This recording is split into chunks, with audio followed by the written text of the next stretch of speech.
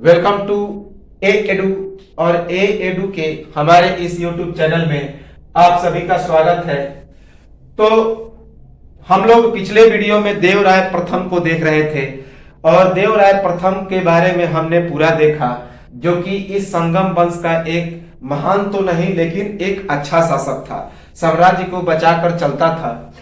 तो संगम वंश को हम लोग देख रहे थे विजयनगर साम्राज्य के अंतर्गत में, और इस देवराय प्रथम के कुछ हिस्से को हम लोगों ने देखा था और देवराय प्रथम को हम लोग कंटिन्यू करेंगे। तो चलिए इसकी शुरुआत करते हैं और देवराय प्रथम को हम लोग कंटिन्यू करते हैं। देवराय प्रथम की वारंगल के काकतीय से संधि के बाद बहमनी की शक्ति दक्कन के इलाके में कमजोर। तो देवराय प्रथम ने वारंगल के काकतीय वंश के साथ संधि कर लिया और इस काकतीय वंश की बहमनी के साथ गठजोड़ था। तो इसके जब वारंगल का काकतीय वंश का देवराय प्रथम के साथ संधि होता है तो दक्कन के इलाके में बहमनी की शक्ति कमजोर हो जाती है। तो देवराय प्रथम की वारंगल के काकतीय से संधि के बाद बहमनी की शक्ति दक्कन के इलाके में कमजोर हो गई। देवराय प्रथम का प्रयास बिखरे हुए बहमनी प्रशासन अर्थात फिरोज शाह बहमनी के प्रशासन का फायदा उठाकर कृष्णा नदी के प्रत्येक क्षेत्र पर अधिकार कर एक मजबूत क्षेत्र का निर्माण। तो इसके समय फिरोज शाह बहमनी इसने सोचा कि उस समय फिरोज शाह प्रथम या फिरोज शाह बहमनी जो कि बहमनी वंश का शासक था, तो इसने सोचा कि उस समय बहमनी वंश का जो शासन है वह बिखरा हुआ, तो इसी का फायदा उठाकर उसने कृष्णा नदी के प्रत्येक क्षेत्र पर अधिकार करने का प्रयास किया और अधिकार करने का सोचा और एक मजबूत क्षेत्र का निर्माण करने का सोचा, लेकिन हुआ उल्टा और फिरोज शाह बहमनी इसको पराजित कर दिया था, हमने बताया था। और पुत्री का विवाह किससे हो गया? तो फिरोज शाह बहमनी के साथ। देवराय प्रथम का प्रयास था कि बिखरे हुए बहमनी प्रशासन, उस समय फिरोज शाह बहमनी का शासन था, का फायदा उठाकर कृष्णा नदी के प्रत्येक क्षेत्र पर अधिकार करके एक मजबूत क्षेत्र का निर्माण करना। शांति की कला के साथ प्रशासन जारी। तो इस देवराय प्रथम ने अपने प्रशासन में शांति व्यवस्था के साथ शासन करने की कला को बरकरार रखा था, जैसे कि इसके पूर्ववर्ती शासकों ने इस कला की शुरुआत की थी। तो शांति की कला के साथ प्रशासन को इसने क्या किया? तो जारी रखा। इसके बाद अगले शासक आते हैं रामचंद्र राय। रामचंद्र राय जो कि 1422 ईस्वी में शासक बनता है, लेकिन कुछ ही समय के बाद 1422 में ही इसकी मृत्यु हो जाती है, याद रखेंगे। 1422 ईस्वी में ही इसकी मृत्यु हो जाती है। इसके बाद इसका भाई वीर विजय बुक्का राय, जिसे वीर विजय प्रथम भी कहा जाता है, वह शासक बना और यह भी अल्पकालीन शासक रहा, अर्थात महज 2 वर्षों तक, 1422 से 1424 ईस्वी तक। तो 1422 से 1424 ईस्वी तक महज 2 वर्षों तक यह अल्पकालीन शासक रहा। कौन? वीर विजय प्रथम या फिर वीर विजय बुक्का राय, और जो कि रामचंद्र राय का भाई था और देवराय प्रथम का पुत्र था। एक बात याद रखेंगे कि विजयनगर का मतलब होता है जीत का नगर, जीतने वाला नगर। इसके बाद अगला शासक बनता है देवराय द्वितीय। इससे प्रश्न बार बार पूछे जाते हैं, क्योंकि इस संगम वंश का सबसे महानतम शासक था तो देवराय द्वितीय ही था और इसे राजा कृष्ण देव राय का पूर्ववर्ती माना जाता है। तो देवराय द्वितीय जो कि 1424 ईस्वी में अगला शासक बना। वीर विजय के बाद 1424 ईस्वी में संगम वंश का अगला शासक। तो वीर विजय प्रथम के बाद यह देवराय द्वितीय संगम वंश का अगला शासक बना 1424 ईस्वी में। संगम वंश का सबसे महानतम शासक यह देवराय द्वितीय संगम वंश का सबसे महानतम शासक था। इसका एक और नाम था इमादी देवराय, तो इसे इमादी देवराय के नाम से भी जाना जाता है, संबोधित किया जाता है। इमादी देवराय आंध्र प्रदेश के कोंडू बिंदु का दमन कर कृष्णा नदी तक विजयनगर की उत्तरी एवं पूर्वी सीमा का विस्तार। तो इस देवराय द्वितीय ने आंध्र प्रदेश के कोंडी बिंदु का दमन करके कृष्णा नदी तक विजयनगर की उत्तरी एवं पूर्वी सीमा का विस्तार किया। तो आंध्र प्रदेश के कोंडू बिंदु का दमन करके कृष्णा नदी तक विजयनगर की उत्तरी एवं पूर्वी सीमा तक इस देवराय द्वितीय ने विस्तार किया। आंध्र एवं उड़ीसा के गजपति शासकों पर विजय। तो देवराय द्वितीय ने आंध्र प्रदेश और उड़ीसा के गजपति शासकों पर विजय प्राप्त किया। गजपति अर्थात हाथी से चलने वाले सेनाओं को, शासकों को। तो आंध्र एवं उड़ीसा के गजपति शासकों पर इसने देवराय द्वितीय ने विजय प्राप्त किया।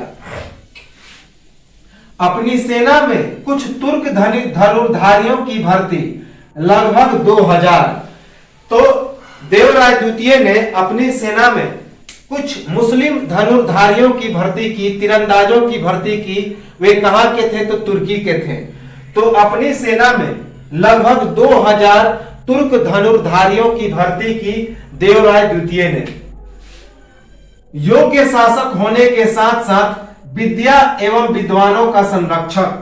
तो यह देवराय द्वितीय योग्य शासक तो था ही, साथ साथ विद्या एवं विद्वानों का यह संरक्षक भी था।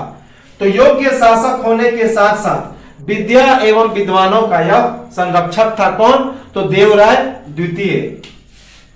इसके दरबार में तेलुगु कवि श्रीनाथ का कुछ समय के लिए आश्रय। श्रीनाथ को टंका अर्थात स्वर्ण मुद्राओं से नहला दिया था।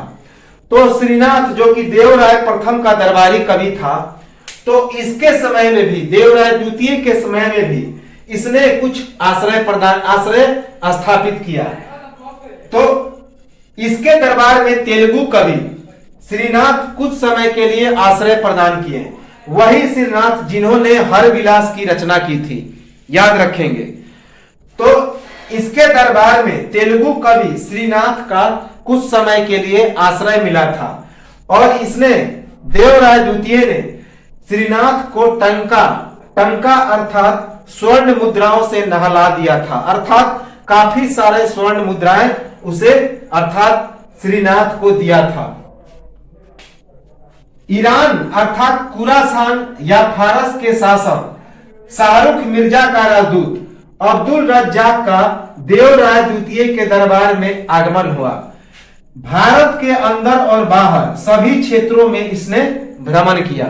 तो यह एक इंपॉर्टेंट फैक्ट है कि ईरान, जिसे खुरासान या फारस भी कहा जाता है, तो वहां के शासक शाहरुख मिर्जा ने अपना एक राजदूत जिसका नाम था अब्दुल रज्जाक, तो उसे देवराय द्वितीय के दरबार में विजयनगर भेजा और अब्दुल रज्जाक ने भारत के अंदर और बाहर सभी क्षेत्रों में भ्रमण किया। याद रखेंगे किसका राजदूत था? तो ईरानी शासक या फिर फारस शासक या फिर खुरासान शासक शाहरुख मिर्जा का राजदूत अब्दुल रज्जाक किसके दरबार में आया? तो देवराय द्वितीय के दरबार में, जो कि संगम वंश का शासक था। फरिश्ता के अनुसार देवराय द्वितीय के द्वारा करीब 2000 मुसलमान सेनाओं को भर्ती कर उन्हें जागीर प्रदान किया और प्रत्येक हिंदू सेनाओं और अधिकारियों को इनकी तरफ तीरंदाज बनने का आदेश दिया। तो इस देवराय द्वितीय, फरिश्ता के अनुसार क्या पता चलता है? फरिश्ता ने क्या कहा कि देवराय द्वितीय ने करीब 2000 मुस्लिम सेनाओं की भर्ती की और उन्हें जागीर प्रदान की और प्रत्येक हिंदू सेनाओं और अधिकारियों को यह आदेश दिया कि आप भी इनकी तरफ तीरंदाज बने। तो फरिश्ता के अनुसार देवराय द्वितीय के द्वारा करीब 2000 मुसलमान सेनाओं को भर्ती कर उन्हें जागीर प्रदान किया गया और प्रत्येक हिंदू सेनाओं और अधिकारियों को उनकी तरफ तीरंदाज बनने का आदेश दिया। देवराय द्वितीय के द्वारा मुसलमानों को उनके मस्जिद बनाने की स्वतंत्रता। तो देवराय द्वितीय ने मुसलमानों को उनकी मस्जिद बनाने के लिए पूरी तरह से स्वतंत्र कर दिया था कि आप किसी भी इलाके में कहीं पर भी मस्जिद बना सकते हैं। अपने सिंहासनारोहण के समय अपने पास कुरान रखा और वेदों को सजाया। कुरान मुस्लिमों की धार्मिक भावनाओं के सम्मान हेतु उसने रखा था। तो जब इसका सिंहासनारोहण हो रहा था अर्थात राज्याभिषेक हो रहा था देवराय द्वितीय का, तो उसने अपने पास कुरान की एक प्रति रखी और वेदों को सजाया। और कुरान को इसलिए रखा ताकि मुस्लिम की धार्मिक भावनाओं को कोई ठेस न पहुंचे। उनके सम्मान के लिए, मुस्लिमों की धार्मिक भावनाओं के सम्मान के लिए अपने पास कुरान और वेदों को सजाया। पौराणिक आख्यानों में इंद्र के अवतार की संज्ञा। तो पौराणिक आख्यानों से क्या पता चलता है कि उसे एक उपाधि मिली थी, इंद्र का अवतार, क्योंकि इंद्र का अवतार कहवाने की इसे काफी लालसा थी, यानी कि अपने आप को इंद्र का अवतार कहलाता था, तो प्रजा इसे इंद्र का अवतार कहते थे। यह बात पौराणिक आख्यानों से पता चलता है। संस्कृत ग्रंथ महानाटक संध्यानिधि, सुधानिधि एवं ब्रह्मसूत्र पर एक भाष्य की रचना तथा कन्नड़ ग्रंथ शोभागीना सोने की रचना। तो यह एक विद्वान शासक भी था और इसने संस्कृत ग्रंथ महानाटक सुधानिधि और ब्रह्मसूत्र पर एक भाष्य लिखा अर्थात टीका लिखा और कन्नड़ ग्रंथ शोभागीना सोने की रचना की। याद रखेंगे कौन सी किताब की रचना की, तो कन्नड़ भाषा में शोभागीना सोना और साथ ही साथ महानाटक सुधानिधि और ब्रह्मसूत्र पर भाष्य लिखा जो कि संस्कृत ग्रंथ थे। वाणिज्य को नियंत्रित एवं नियमित करने हेतु लकन्ना अर्थात लक्ष्मण जो कि देवराय द्वितीय का दाहिना हाथ था, उसको दक्षिण समुद्र का स्वामी अर्थात विदेशी व्यापार का अधिपति बनाने की घोषणा कर दी, अर्थात विदेशी व्यापार का पूरा भार सौंप दिया। तो वाणिज्य को नियंत्रित एवं नियमित करने के लिए अपने दाहिना हाथ अर्थात इसका सबसे इंपॉर्टेंट सेनापति था जिसका नाम था लकन्ना या लक्ष्मण, तो उसे दक्षिण समुद्र का स्वामी बना दिया अर्थात विदेशी व्यापार का उसे पूरा भार सौंप दिया। याद रखेंगे दक्षिण समुद्र का स्वामी। इसकी मृत्यु 1446 ईस्वी में हुई। तो देवराय द्वितीय की मृत्यु कब हुई? 1446 ईस्वी में। एक अभिलेख में गजबेटकर अर्थात हाथियों की शिकारी की संज्ञा तथा प्रौढ़ देवराय की संज्ञा तथा महान देवराय की संज्ञा। तो एक अभिलेख से क्या पता चलता है कि देवराय द्वितीय को 3 और उपाधियां मिली। गजबेटकर जिसका मतलब होता है हाथियों का शिकारी, प्रौढ़ देवराय और तीसरा महान देवराय। तो देवराय द्वितीय को अभिलेखों में गजबेटकर अर्थात हाथियों का शिकारी, प्रौढ़ देवराय और महान देवराय कहा गया। रामचंद्र राय और वीर विजय दोनों भाई, जबकि देवराय द्वितीय वीर विजय का पुत्र था। रामचंद्र राय और वीर विजय प्रथम ये दोनों भाई थे और वीर विजय प्रथम का यह देवराय द्वितीय क्या था? पुत्र था, हमने अभी बताया था। इसके अन्य दरबारी कवि थे दंडेसा, चमासा, जकन्नार्या, कुमार व्यास और सभी कन्नड़ कवि थे। तो इसके अन्य दरबारी कवि थे कौन कौन? दंडेसा, चमासा, जकन्नार्या और कुमार व्यास और सभी कन्नड़ भाषा के कवि थे।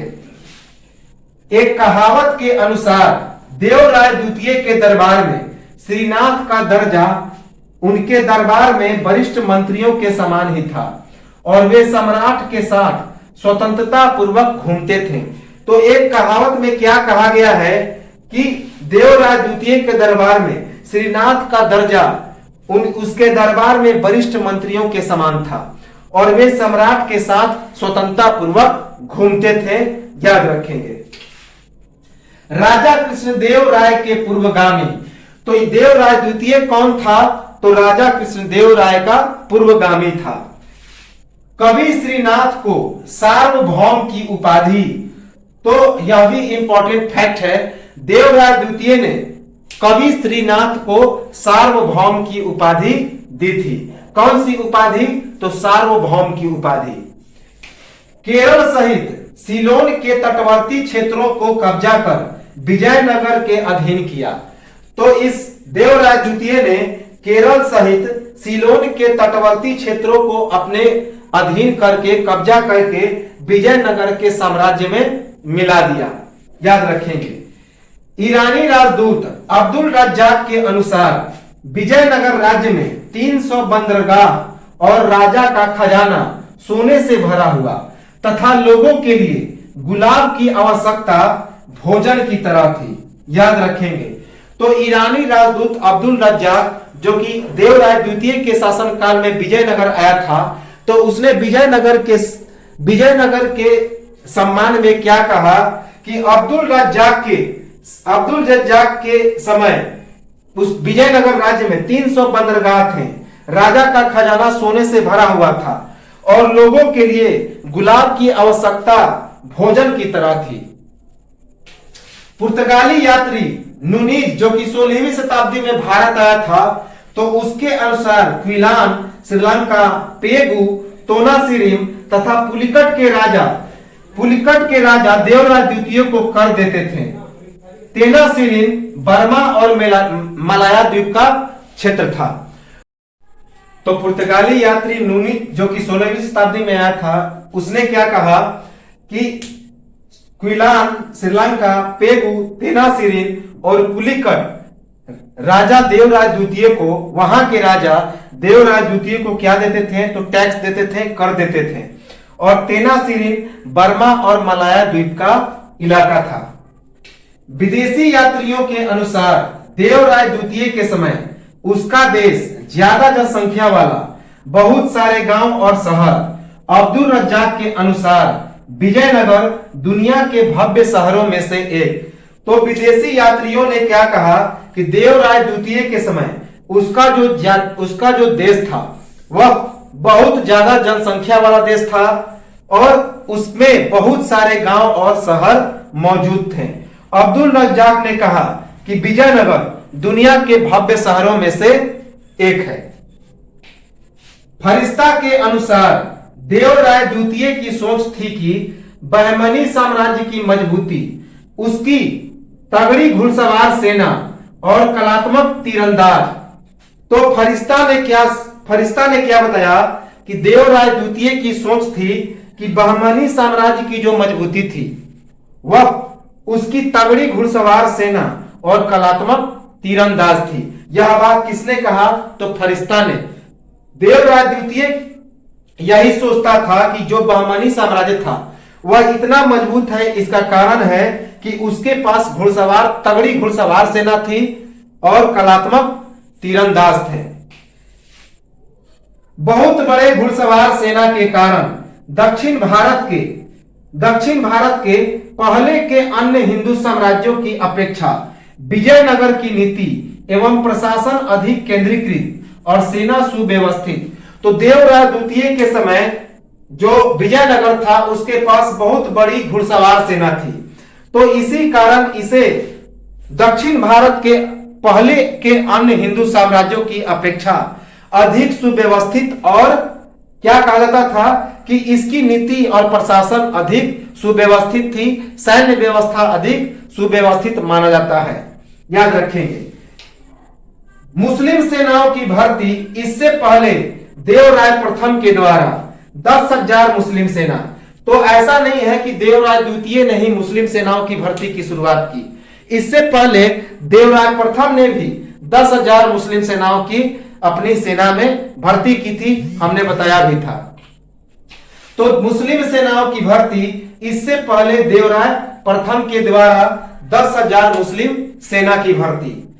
देवराय प्रथम द्वितीय के बाद संगम वंश का अगला शासक वीर विजय द्वितीय 1446 से 1447 ईस्वी के बीच। तो देवराय द्वितीय के बाद संगम वंश का अगला शासक बनता है वीर विजय द्वितीय, और यह अल्पकालिक शासक था जिसका शासनकाल 1446 से 1447 ईस्वी तक था। विजय द्वितीय के बाद अगला जो शासक बनता है इस संगम वंश का, तो उसका नाम था मल्लिकार्जुन। मल्लिकार्जुन देवराय द्वितीय का पुत्र एवं 1447 ईस्वी में संगम वंश का अगला शासक बनता है। चूंकि वीर विजय द्वितीय महज 1 वर्ष तक ही इस संगम वंश का शासक रहता है, तो उसके बाद उसका पुत्र मल्लिकार्जुन देवराय द्वितीय का पुत्र था और 1447 ईस्वी में संगम वंश का अगला शासक बन जाता है। चूंकि यहां से संगम वंश कमजोर हो जाता है, अयोग्य शासक आने लगते हैं, तो संगम वंश के पतन की शुरुआत होने लगती है। याद रखेंगे, इसने एक उपाधि धारण की थी। तो इसने एक उपाधि धारण की थी प्रौढ़ देवराय और गज बेटकर की।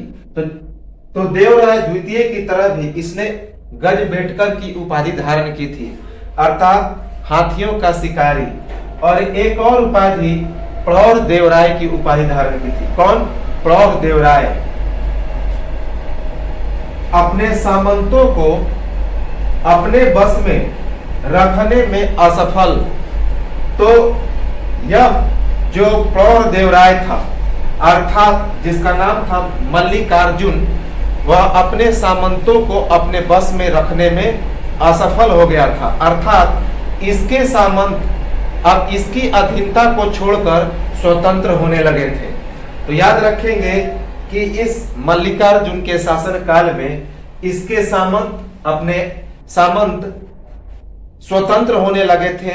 यह मल्लिकार्जुन अपने सामंतों को अपने बस में रखने में असफल हो गया था। उड़ीसा के द्वारा कोंद बिंदु एवं उदयगिरी के किले पर कब्जा। उड़ीसा के कपिलेश्वर गजपति के द्वारा बुरी तरह से पराजय। याद रखेंगे, तो उड़ीसा के द्वारा हमला किया गया इस विजयनगर साम्राज्य पर, अर्थात मल्लिकार्जुन पर। और उड़ीसा के उस समय शासक था गजपति शासक कपिलेश्वर गजपति। तो कपिलेश्वर गजपति के द्वारा इस मल्लिकार्जुन की बुरी तरह से पराजय हुई और कपिलेश्वर गजपति ने कोंद बिंदु और उदयगिरी के किले पर कब्जा कर लिया। तो उड़ीसा के द्वारा कोंद बिंदु एवं उदयगिरी के किले पर कब्जा उड़ीसा के कपिलेश्वर गजपति के द्वारा बुरी तरह से पराजय। तो मल्लिकार्जुन की पराजय हो जाती है उड़ीसा का गजपति शासक कपिलेश्वर गजपति के द्वारा, और वह कोंद बिंदु और उदयगिरी के किले पर कब्जा कर लेता है। कुछ समय के बाद सामंत सालुब नरसिंह, जो कि चंद्रगिरी का सामंत था, ने सिंहासन छीन लिया। याद रखेंगे कि कुछ समय के बाद इस मल्लिकार्जुन का एक सामंत था जो चंद्रगिरी में था। तो चंद्रगिरी का सामंत वहीं का यह गवर्नर था जिसका नाम था सालुब नरसिंह। तो उसने इससे सिंहासन को, विजयनगर के सिंहासन को क्या कर लिया? तो छीन लिया। चीनी यात्री, यह इंपॉर्टेंट फैक्ट है, यह पूछा गया है। एक चीनी यात्री आया था जिसका नाम था माहुआन। चीनी यात्री माहुआन का मल्लिकार्जुन के समय विजयनगर की यात्रा, कब? तो 1451 ईस्वी। 1451 ईस्वी में एक चीनी यात्री माहुआन इस मल्लिकार्जुन के शासन काल में विजयनगर आया था। तो चीनी यात्री माहुआन का मल्लिकार्जुन के समय 1451 में विजयनगर की यात्रा की गई थी। चंद्रगिरी के सालुब नरसिंह के द्वारा सत्ता छीनने के अपमान को सहन न कर पाने के कारण 1465 ईस्वी में मृत्यु। तो चंद्रगिरी के गवर्नर सालुब नरसिंह ने जब इससे मल्लिकार्जुन से सत्ता को छीन लिया तो इस अपमान को यह सहन नहीं कर सका और इसी कारण, इसी शोक में 1465 ईस्वी में मल्लिकार्जुन की मृत्यु हो गई। तो चंद्रगिरी के सालुब नरसिंह के द्वारा सत्ता छीनने के अपमान को सहन न कर पाने के कारण 1465 ईस्वी में मृत्यु हो गई। आंतरिक संघर्ष आरंभ और बहुत सारे सामंत स्वतंत्र। तो इसके समय मल्लिकार्जुन के समय आंतरिक संघर्ष आरंभ हो गए और बहुत सारे जो सामंत थे उन्होंने अपने आप को स्वतंत्र घोषित कर दिया। अभी हमने बताया था। तो आंतरिक संघर्ष आरंभ और बहुत सारे सामंत स्वतंत्र हो गए। किसके समय? तो मल्लिकार्जुन के समय, क्योंकि यह एक अयोग्य एवं कमजोर शासक था। मंत्री शक्तिशाली हो गए और लोगों पर भारी कर लाद दिया गया और इस प्रकार लोगों में राज्य के प्रति हीन भावना उत्पन्न हो गई। तो मल्लिकार्जुन के समय जो मंत्री गण थे वे शक्तिशाली हो गए और उन्होंने लोगों पर बहुत ज्यादा कर लाद दिया और इसी कारण लोगों में राज्य के प्रति हीन भावना उत्पन्न हो गई। तो मंत्री शक्तिशाली हो गए और लोगों पर भारी कर लाद दिया गया और इस प्रकार लोगों में राज्य के प्रति हीन भावना उत्पन्न हो गई। विजयनगर साम्राज्य सिकुड़कर कर्नाटक और आंध्र प्रदेश के कुछ हिस्से तक। तो विजयनगर साम्राज्य जो था इस मल्लिकार्जुन के समय सिकुड़कर कर्नाटक तक रह गया और आंध्र प्रदेश के कुछ हिस्सों तक रह गया। याद रखेंगे कि विजयनगर साम्राज्य जो था वह सिकुड़कर कर्नाटक और आंध्र प्रदेश के कुछ हिस्से तक रह गया। इसके बाद अगला शासक आता है विरूपाक्ष द्वितीय। हालांकि इसे अंतिम शासक मानते हैं क्योंकि विरूपाक्ष द्वितीय के समय ही इस सालुब नरसिंह ने सत्ता को संभाल लिया था, लेकिन प्रौढ़देवराय इसके बाद कुछ समय तक रहा। कुछ समय तक प्रौढ़देवराय शासन बना, वही अंतिम शासक था। याद रखेंगे प्रौढ़देवराय। और कुछ दिनों के शासन के बाद सालुब नरसिंह उसे हटा देता है और 1485 ईस्वी से एक नई राजवंश जिसका नाम था सालुब राजवंश उसकी शुरुआत करता है। तो देखा जाए तो विरूपाक्ष द्वितीय ही अंतिम शासक था इस संगम वंश का। विरूपाक्ष द्वितीय मल्लिकार्जुन का पुत्र एवं 1465 ईस्वी में संगम वंश का अगला एवं अंतिम शासक। तो 1465 ईस्वी में मल्लिकार्जुन का पुत्र जिसका नाम था विरूपाक्ष द्वितीय वह संगम वंश का अगला शासक बनता है और अंतिम शासक उसे माना जाता है इस संगम वंश का। तो मल्लिकार्जुन का पुत्र एवं 1465 ईस्वी में संगम वंश का अगला एवं अंतिम शासक। इसके शासन काल में विजयनगर से गोवा, कोंकण और उत्तरी कर्नाटक स्वतंत्र। तो इस विरूपाक्ष द्वितीय के शासन काल में कौन कौन से राज्य विजयनगर से गोवा, कोंकण और उत्तरी कर्नाटक स्वतंत्र हो गए? याद रखेंगे। राज्य टूटने की स्थिति में चंद्रगिरी के गवर्नर सालुब नरसिंह के द्वारा राज्य की रक्षा। जब लगा कि राज्य टूटने वाला है तो चंद्रगिरी के गवर्नर जो कि इस मल्लिकार्जुन का सामंत था तो उसने क्या किया? राज्य की रक्षा की, अर्थात राज्य को टूटने से क्या कर लिया? तो बचा लिया। तो राज्य टूटने की स्थिति में चंद्रगिरी के गवर्नर सालुब नरसिंह के द्वारा राज्य की रक्षा की गई। तो यह सालुब नरसिंह अभी हमने बताया यह चंद्रगिरी का गवर्नर था और यह सामंत था किसका? तो मल्लिकार्जुन का। दुराचारी होने के कारण 1485 ईस्वी में बड़े पुत्र के द्वारा हत्या। तो विरूपाक्ष द्वितीय उसका जो आचार था अच्छा नहीं था, दुराचारी था। तो इसी कारण इसके बड़े पुत्र ने इसकी हत्या कर दी और जिसका नाम था प्रौढ़देवराय और कुछ दिनों तक वह शासक बना 1485 ईस्वी में ही। और कुछ दिनों तक के शासन के बाद उसे सालुब नरसिंह के द्वारा पदस्थापित कर दिया गया, हटा दिया गया। तो याद रखेंगे अंतिम शासक कौन था, तो प्रौढ़ देवराय। वह 1485 ईस्वी में बैठा और कुछ ही दिनों तक रहा और सालुब नरसिंह ने उसे पदस्थापित करके इस सालुब वंश की स्थापना की। तो याद रखेंगे। तो बड़े पुत्र प्रौढ़ देवराय के द्वारा इसकी हत्या कर दी जाती है। पुर्तगाली यात्री नूनीज के अनुसार इस समय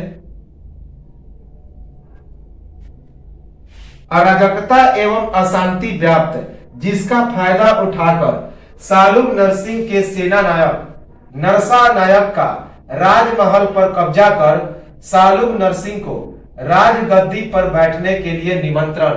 और यह घटना क्या कहा जाता है, तो बला पहाड़ के नाम से प्रसिद्ध है। और इसके बाद सालुब राजवंश की स्थापना हो गई। तो पुर्तगाली यात्री नूनीज के अनुसार क्या कहा गया कि इस समय अराजकता एवं अशांति व्याप्त थी, जिसका फायदा उठाकर सालुब नरसिंह का एक सेना नायक था जिसका नाम था नरसा नायक। तो उसने राजमहल पर कब्जा करके सालुब नरसिंह को राजगद्दी पर बैठने के लिए निमंत्रण दे दिया। और यह घटना बला पहाड़ के नाम से प्रसिद्ध हुआ। प्रथम बला पहाड़ भी इसे कहा जाता है। और इसके बाद सालुब राजवंश की शुरुआत हो गई। तो यह तो था पूरा संगम वंश, इसकी होती है समाप्ति।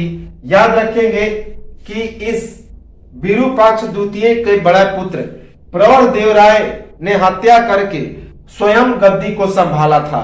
याद रखेंगे 1485 ईस्वी में यह अंतिम शासक था। लेकिन यदि एग्जाम में यह प्रौढ़ देवराय न रहे तो विरूपाक्ष द्वितीय को ही माना जाता है। लेकिन वास्तव में अंतिम शासक था इस संगम वंश का प्रौढ़ देवराय। तो यह 1485 ईस्वी में कुछ ही दिनों तक रहा और उसके बाद पदस्थापित कर दिया इस सालुब नरसिंह ने।